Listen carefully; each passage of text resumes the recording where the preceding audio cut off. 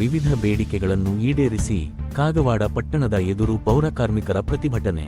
ಕಾಗವಾಡ ರಾಜ್ಯಾದ್ಯಂತ ಪೌರಕಾರ್ಮಿಕರ ವಿವಿಧ ಬೇಡಿಕೆಗಳಿಗೆ ಆಗ್ರಹಿಸಿ ಮಂಗಳವಾರ ದಿನಾಂಕ 27ರಿಂದ ಪ್ರತಿಭಟನೆ ಹಮ್ಮಿಕೊಂಡಿದ್ದು, ತಾಲೂಕಿನ ಕಾಗವಾಡ, ಐನಾಪುರ, ಶೇಡಬಾಳ ಹಾಗೂ ಉಗಾರಖುರ್ದ್ ಪಟ್ಟಣ ಪಂಚಾಯಿತಿಯ ಪೌರಕಾರ್ಮಿಕರು ದಿನನಿತ್ಯ ಕೆಲಸ ಕಾರ್ಯಗಳನ್ನು ಬಹಿಷ್ಕರಿಸಿ ಪಟ್ಟಣ ಪಂಚಾಯತಿ ಕಾರ್ಯಾಲಯ ಎದುರು ರಾಜ್ಯ ಪೌರಕಾರ್ಮಿಕರ ಸಂಘಟನೆಯ ನೇತೃತ್ವದಲ್ಲಿ ಪ್ರತಿಭಟನೆ ಪ್ರಾರಂಭಿಸಿದ್ದಾರೆ.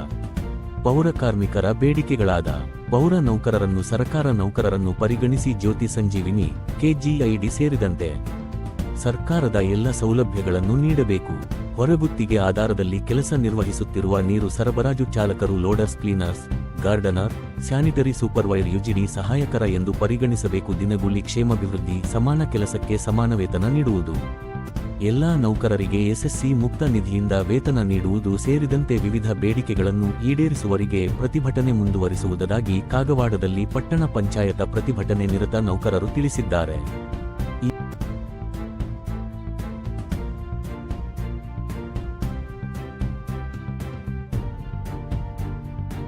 ರಾಜ್ಯ ಪೌರ ನೌಕರರ ಸಂಘ ಶ್ರೀ ಚಿತ್ರದುರ್ಗ ಶಾಖೆ ಕಾಗವಾಡ ಪಟ್ಟಣ ಪಂಚಾಯತ್ ನಾವೆಲ್ಲ ಪೌರ ಕಾರ್ಮಿಕರು ಇವತ್ತಿನ ದಿವಸ ಮುಷ್ಕರ ಹಮ್ಮಿಕೊಳ್ಳಲಾಗಿದೆ.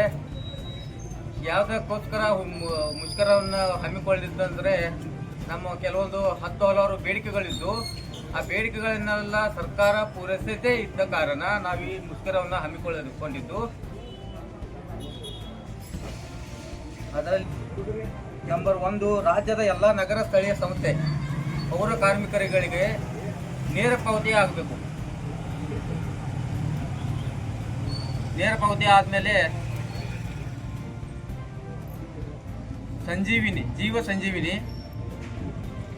ಹಾಗೂ ಸಂಘದ ಬೇಡಿಕೆಗಳು ರಾಜ್ಯದ ಎಲ್ಲ ನಗರ ಸ್ಥಳೀಯ ಸಂಸ್ಥೆ ನೌಕರರನ್ನು ರಾಜ್ಯ ಸರ್ಕಾರಿ ನೌಕರರೆಂದು ಪರಿಗಣಿಸಿ ಜ್ಯೋತಿ ಸಂಜೀವಿನಿ, ಕೆಜಿಐಡಿ ಸೇರಿದಂತೆ ಸರ್ಕಾರಿ ನೌಕರ ಪಡೆಯುವ ಎಲ್ಲ ಸೌಲಭ್ಯಗಳನ್ನು ನೀಡಬೇಕು. ರಾಜ್ಯದ ನಗರ ಸ್ಥಳೀಯ ಸಂಸ್ಥೆಗಳಲ್ಲಿ ಹೊರಗುತ್ತಿಗೆ ಅಡಿಯಲ್ಲಿ ಕೆಲಸ ನಿರ್ವಹಿಸುತ್ತಿರುವ ನೀರು ಸರಬರಾಜು ಚಾಲಕರು, loaders, cleaners, gardeners, sanitary supervisor, UID ಸಹಾಯಕರು ಸೇರಿದಂತೆ ವಿವಿಧ ವೃಂದದ ಹೊರಗುತ್ತಿಗೆ ನೌಕರರನ್ನು ನೇರ ಪಾವತಿಗೆ ಒಳಪಡಿಸುವುದು.